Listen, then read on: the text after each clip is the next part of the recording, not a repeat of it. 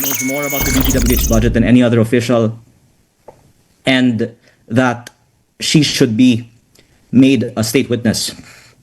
At ikinalulungkot ko po na hindi ito na-actionan ng gobyerno. Pero for the record, nung November ko pa sinasabi lahat ito, publiko nito, para hindi ako ang sisisihin ng ating mga kasamahan. Kahit hindi po ako kasama sa kwento, gusto ko lang lumabas ang istorya na to. Tama. Hindi po ito naitanong pa ng ibang mga media, pero naisa publiko na nga ito ng PCIJ noong Nobyembre. At meron po silang anonymous source para sa kanilang file. Meron pong ibang mga file sa kanilang istorya na galing sa ibang source. Pero ang ibang mga files ng PCIJ sa kanilang story noong November ay ako. Kaya Ito nga mga kadit, yung pag-uusapan ho natin dito, naging emotional ho kasi itong si Kong Leandro Lebiste sa kanyang pag-press release. Netong naging pahayag niya, ukol nga ho dito at inilantad niya ho kasi yung mga may budget insertion dyan sa Kongreso, dyan sa Senado. Ito na nga mga kadit, hinahamon niya na rin ho itong si Vince Dizon na kung hindi mo isa sa publiko ito, Mr. Vince Dizon, yung mga may budget insertion dyan sa mga senatongs, yung mga kongresista, siya na raw ho mismo yung maglalantad lahat-lahat. Kaya ito mga kabdilan, nakakahiya ho itong ginagawa nito si Vince Dizon. Kahit na anong pagtatakip niya dyan sa mga buhaya sa Kongreso, buhaya sa mga, sa Senado, ilalabas at ilalabas ho yan ni Kong Leandro dahil mga kabdit, may papakita din ho tayo yung litrato sa inyo. Ito katapos ho nito mga kabdit. Kasi binawal ho sa mga government officials na maglabas bansa, lalo't ngayon. Ngayong Kapaskuhan at ngayon yung, alam naman ho natin yung nangyari, yung nakawan sa kabi-kabilang distrito. Binawal na ho munang maglabas bansa. Ang sa katigasan nga ng pagmumukha ni Vince Dizon, mga kabit, nakuha niya pa hong mag-chill-chill, mag-happy-happy, dyan sa Paris. Ayun mga kabit, papakita na ho natin katapos ho nito. Kaya nga dito, kung bago lang ho kayo sa ating channel, isang like, isang share, isang subscribe lamang ho. Malaking tulong na rin. Rekta na ho tayo, pakinggan na ho natin. Ito naging pahayag ni Kong Leandro Lebiste na kung saan nga mga kabit, matindi hong pagnanakaw, malaking kabalbalan talaga ang ginagawa ng admin ni Marcos Jr. Isa pa itong si Antiglar Castro na isa ka pang alam niyo na ho yung butangerang yan. Maraming galit ho dyan dahil sa, alam niyo na, lahat ho ng pang-fake news mga kabit, gagawin niya ho para pagtakpan yung amo niyang bangag. Gayun din ho itong si Vince Dizon na nag-iimbestiga lang dun sa kaya ho nilang apak-apakan. Dun ho sa kaya ho nilang tuldukan. Pero mismong mga amo niya ho mga kabit, yung dyan nga sa Ilocos Norte, pinapa-imbestiga pero wala ho. Meron ho ba nangyaring investigasyon dyan? Wala ho. Kanino ho ba distrito yan? Kay Charis ng House of the Representatives. Lugar pa yan ni Marcos Jr. Pero wala ho. Tignan nyo. Sino pinag-iinitan nila? Yung mga small time. Yung mga small time mga ka-abdi. Kaya nakakatawa ho talaga itong mga taong ito. Kaya huwag na ho natin patagalin ito. Rekta na ho tayo. Pakinggan na ho natin itong si Kong Leandro Lebiste. So mabuti kung kausapin lang ni Yusek Claire si Secretary Vince. Wala pong dahilan. Bakit wala pang sagot si Secretary Vince o si Yusek Claire tungkol sa kanilang koordinasyon sa pagberipika ng authenticity ng mga files na ito. And for the record lang, sir, meron po bang, ano po yung mga nakita ninyong irregular dito sa mga inilabas po ninyong dokumento? Marami po ang pwedeng talakayin tungkol sa mga dokumentong ito. Pero ang siguro basic fact is, walang dahilan na hindi tayo transparent sa budget allocations ng ating mga distrito.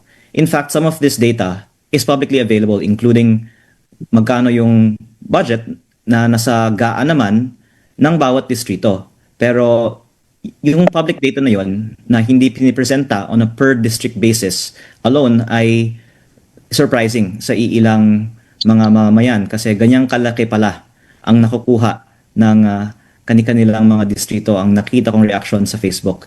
3.5 trillion pesos ang DPWH budget ng 2023 to 2026. Ang mga nakukuha ng mga distrito umaabot sa 50 to to 60 billion pesos during that time period. Ang mga average siguro, kung 3.5 trillion divided by 253 districts, ay mga nasa 15 billion pesos. At sana napupunta sa magagandang mga proyekto ang 15 billion pesos per district DPWH budget. Nakita naman ho natin kung gaano kalaking pera ho yung nawawaldas. Hindi nga ho natin alam kung saan nila dinadala yan. Wala naman ho mga major projects itong DPWH. Wala naman ho major projects itong si Marcos Jr. Isipin nyo pati nga edukasyon ng ating mga kababayan, yung mga kabataan. 22 classrooms lang ho yung napagawa netong si Bangag. Ganyan ho kawalang hiya. Kasi gusto ho nila mga kabita na walang pinag-aralan yung mga bumoboto para kung sino nga naman yung mga umaalagwa, kung sino yung matunog yung pangalan, yun lamang yung iboboto. Ayaw ho nilang may edukasyon yung mga Pilipino. Ganyan ho yung admin ni Bangag. Tignan nyo, billion-billion ho yung usapin dito mga ka-update, hindi ho maliit na halaga. Yung million mga ka-update, sobrang hirap kitain. O yung billion pa. Yung mga binabayad ho natin mga bawis sa mga hinayupang na yan, saan ho nila dinadala? Saan ho nila dinadala, chinachap-chap at binubulsa ho nila? Di ba? Pinaghahati-hatian ho nila yan mga ka-update. Gagawa sila ng konting proyekto dyan. Sabihin na ho natin ng kaya nga yung nauso yung farm to pocket roads mga ka-update. Gagawa ng proyekto na daan. Tapos ano ho, maayos pa yung daan, sinisira na.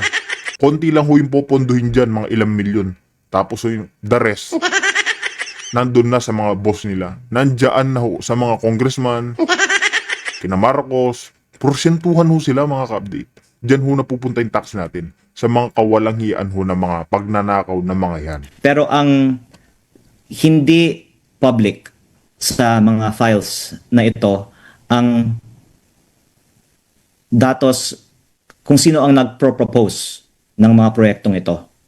At ang isang terminology na na-introduce sa recent discussions surrounding the budget system of Yusek Cabral ay ang term allocable. So ayon sa mga files na ito, 401.3 billion ang allocable budget sa taong 2025.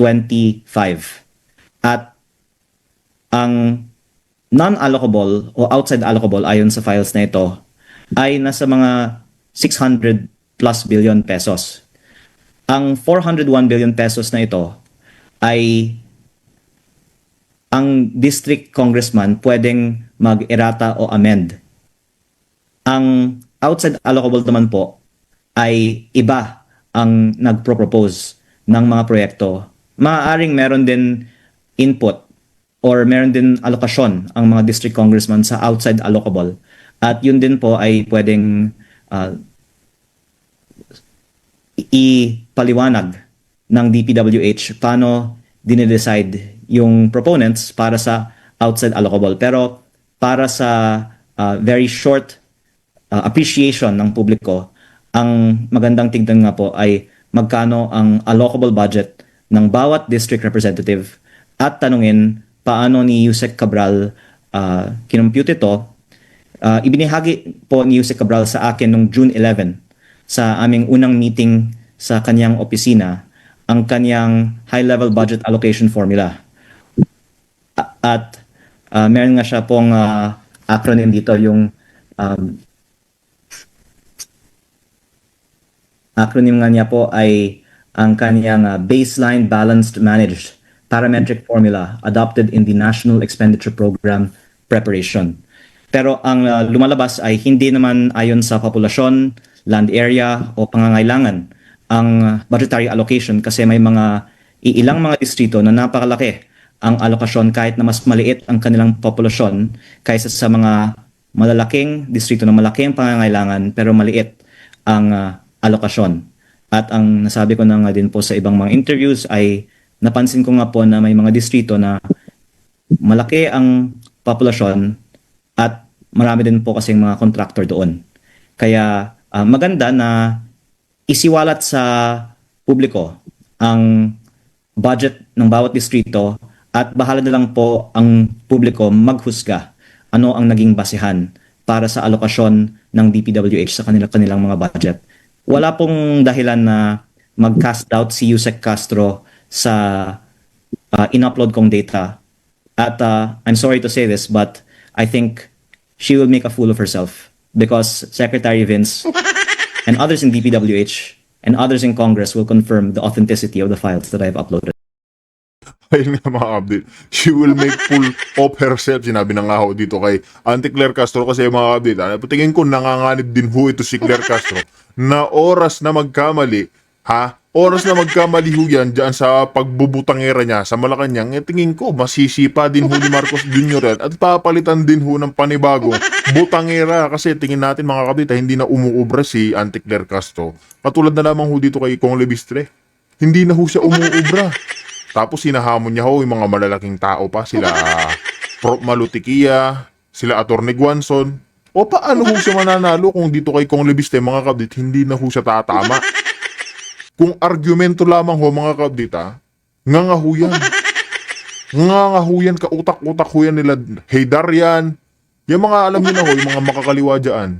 Di ba? Sila Palsis, yan po yung mga kautak ni Auntie Claire, yun ho yung mga ka-level niya. Hindi ho nila maaabot yung mga katulad ho nila Kong Leandro, nila Atty. Guanzon. Lahat ho yan mga kabit, hindi ho nila kayang abutin niya mga yan. Di ba? Okay. So basically you're saying may formula, hindi nasunod. Is that irregular? Hello? Wala pong formula. Ang unang-unang sinasabi ko po ay kahit na hindi ako magsabi na may irregularity dito, mabuting malaman ng publiko ilang bilyon ang DPWH budget ng kanilang mga distrito taon-taon at sa nakaraang mga taon. Baka yung irregular nga dito, bakit ayaw isa publiko ang budget ng bawat distrito sa Pilipinas? Yan po ang irregular. Dapat malaman ng taong bayan saan napunta ang 3.5 trillion pesos budget. Kahit sino na magbibigay ng kanilang opinion, sa tingin ko naman wala naman mag-argue against the need for transparency on the per district budget allocation.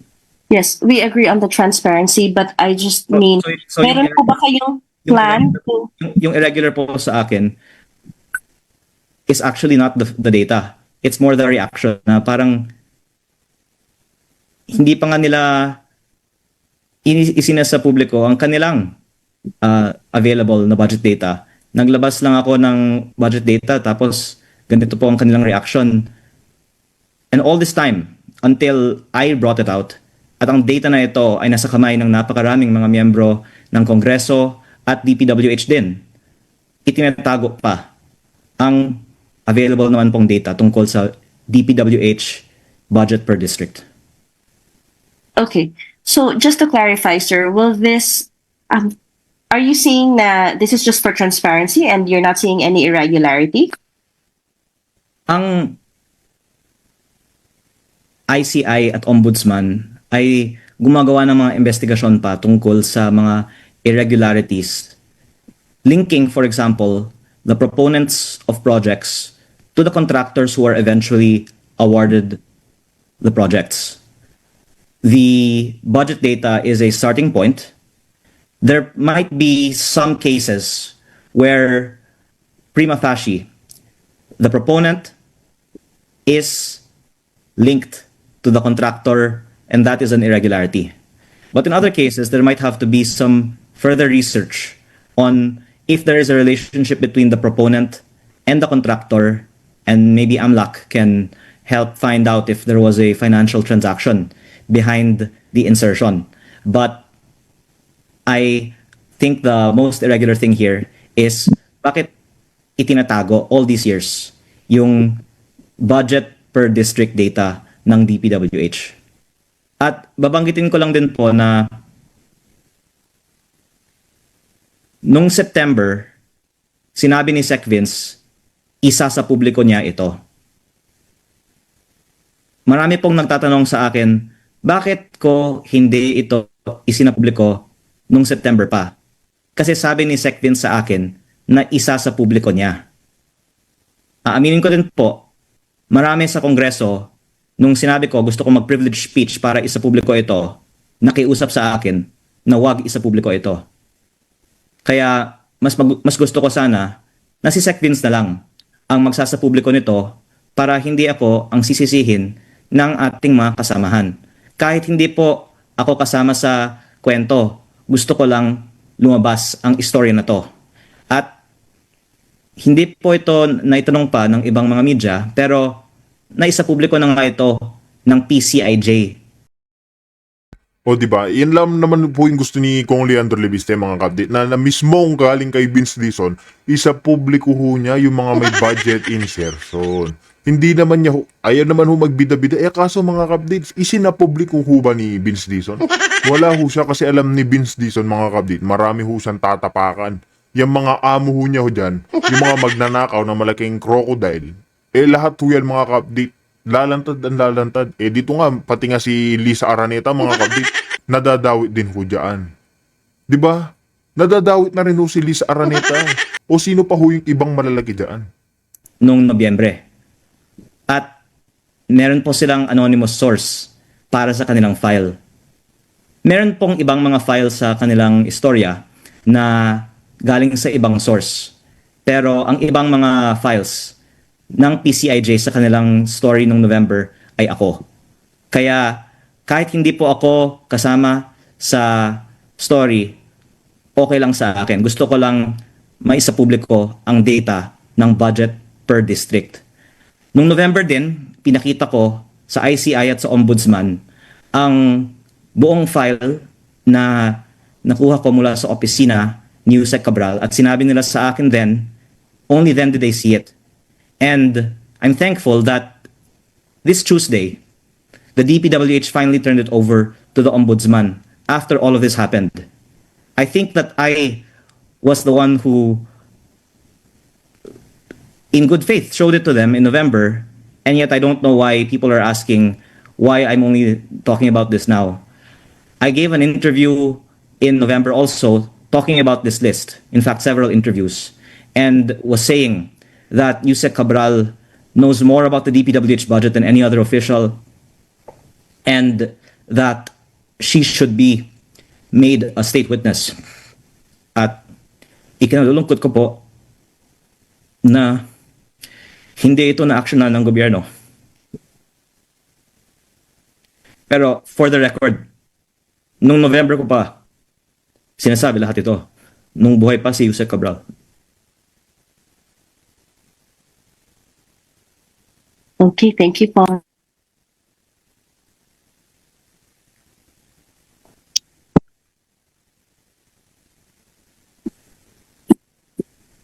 Sir, ay, sorry, Marian, go ahead. Sige, go ahead ate. Come on na. Sir, itatanong ko lang yung in-upload nyo na 2023 to 2026 data. Meron din bang irregular doon? Again, yung irregular, bakit hindi ito inilalabas after all these years? Ang taong bayan ay may karapatan na malaman saan napunta yung 3.5 trillion pesos. Pero, aaminin ko, maraming mga kasamahan ko sa Kongreso galit. Dahil ngayon, nagtatanong ang mga taong bayan sa social media, ang laki pala ng budget, saan napunta? Maraming siguradong nakiusap din kay Sec Vince na wag isa publiko ito.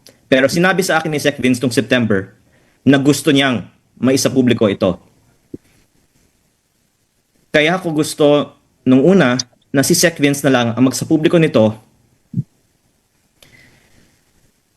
para hindi ka questionin pa ng ibang mga ahensya ng gobyerno katulad ni Yusek Claire Castro ang authenticity na ito.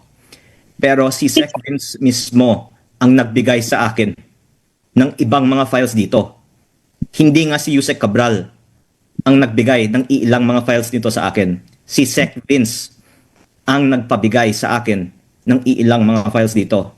Kaya I'm sorry, but there's a reason I suppose na hindi pa nagpahayag si Secretary Vince sa media I don't know why Yusek Claire is not coordinating with him. Yusek Claire Castro will make a fool of herself because Sec Vince will confirm the authenticity of the files that I've uploaded. Sir, I am assuming that you saw the YouTube live of Yusek Claire Castro earlier today. Would you like to address her statements? I already did that. I don't know why she hasn't updated us on whether she's talked to Sec Vince, but the fact that she keeps on making statements, casting doubt on these files, might mean she might not have even talked to Sec Vince yet. And the dozens of other people that have these same files, Yusek Claire Castro will make a fool of herself because Secretary Vince and many other people will confirm the authenticity of the files that I've uploaded. Sir, Yusek Castro also said that but hindi na lang daw kayo mag-file ng case. As I said a while ago, the budget data is not the full picture to file a case, but it should have been given to the ICI and the Ombudsman since September, as I discussed with Secretary Vince Dizon in September. I understood when I talked with Sec Vince in September that the files would be given to the ICI and Ombudsman. And I went to the ICI and Ombudsman in November and showed them the files. I think maybe they don't even know that I did that, but that was already published. It's not my fault if they don't know what I've already published. I showed them to the ICI and the Ombudsman already in November for them to make their case. And I hadn't done it in September because I thought DPWH already did it. So I did it in November, and I'm thankful that now the DPWH has turned it over to the Ombudsman.